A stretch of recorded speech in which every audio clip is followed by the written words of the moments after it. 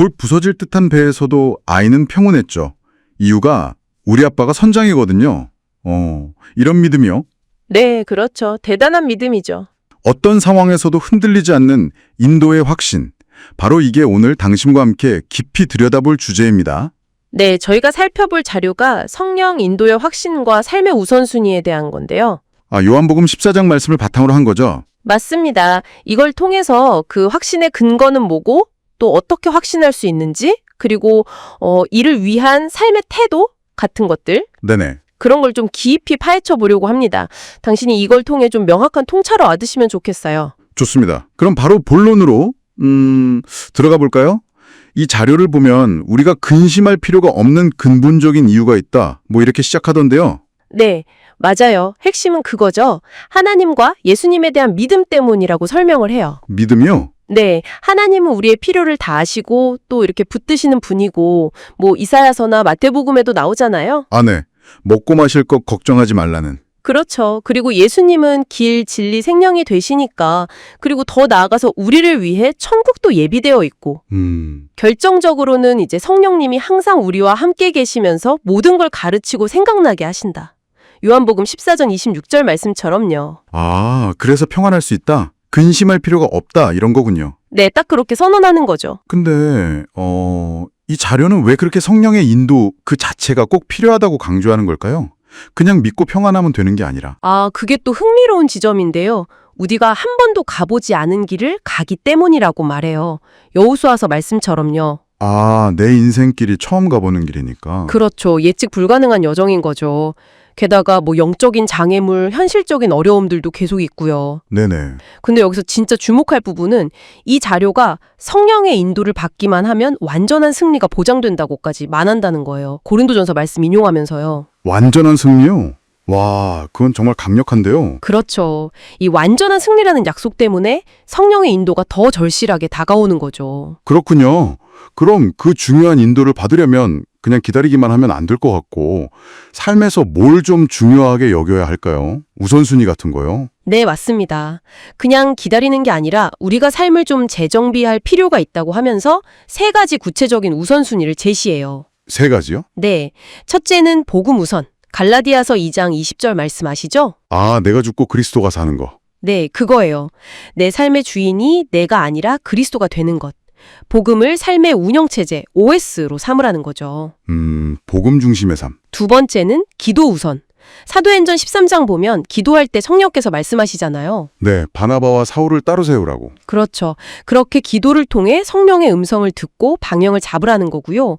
마지막 세 번째는 전도 우선입니다. 전도요? 네, 마태복음 6장 33절처럼 먼저 그의 나라와 의를 구하는 것, 그러니까 하나님의 가장 큰 관심사인 영혼 구원에 마음을 줄 때 성령께서 가장 강력하게 역사하신다고 강조해요.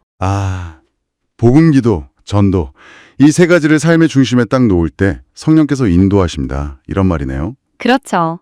의도적으로 삶의 초점을 여기다 맞추라는 요구죠. 알겠습니다. 그런데요, 그렇게 인도를 받는 것 같아도 이게 정말 성령님으로부터 온 건지 내 생각인지 어떻게 알고 확신할 수 있을까요?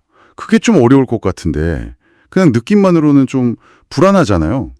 정말 중요한 질문이에요. 그래서 이 자료도 확신에 이르는 세 가지 통로를 제시하면서 이 세 가지의 일치를 굉장히 강조합니다. 일치요? 어떤 것들의 일치인가요? 첫째는 말씀이에요. 시편 119편 말씀처럼 주의 말씀은 내 발의 등, 내 길의 빛이니까요. 네. 특히 이제 강단 말씀이나 예배 속에서 주시는 메시지, 그리고 하나님이 말씀 주실 때까지 좀 기다리는 인내, 이런 게 중요하다고 하고요. 말씀을 통해 방향을 잡고. 그렇죠. 둘째는 기도를 통한 내적인 확신이에요. 빌립보서 말씀처럼 아무것도 염려하지 말고 기도하면 모든 지각에 뛰어난 하나님의 평강이 마음과 생각을 지키신다고 하잖아요. 네, 평안함. 네, 기도 중에 성령께서 마음에 어떤 설명하기 힘든 평안함과 함께 깨달음을 주신다는 거죠.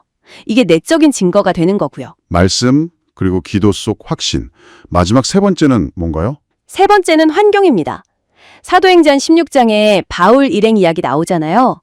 아시아로 가려는데 예수의 영이 허락하지 않으시고. 마게도냐 환상 보고 건너가는 거. 네, 바로 그거예요.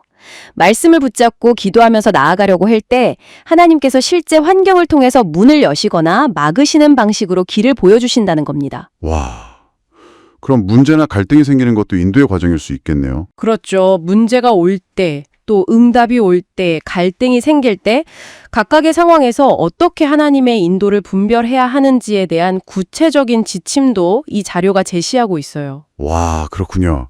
그러니까 정리하면 말씀으로 방향을 확인하고 기도로 내적인 확신, 평안함을 얻고 실제 환경이 열리는지 닫히는지를 보는 이 세 가지 신호.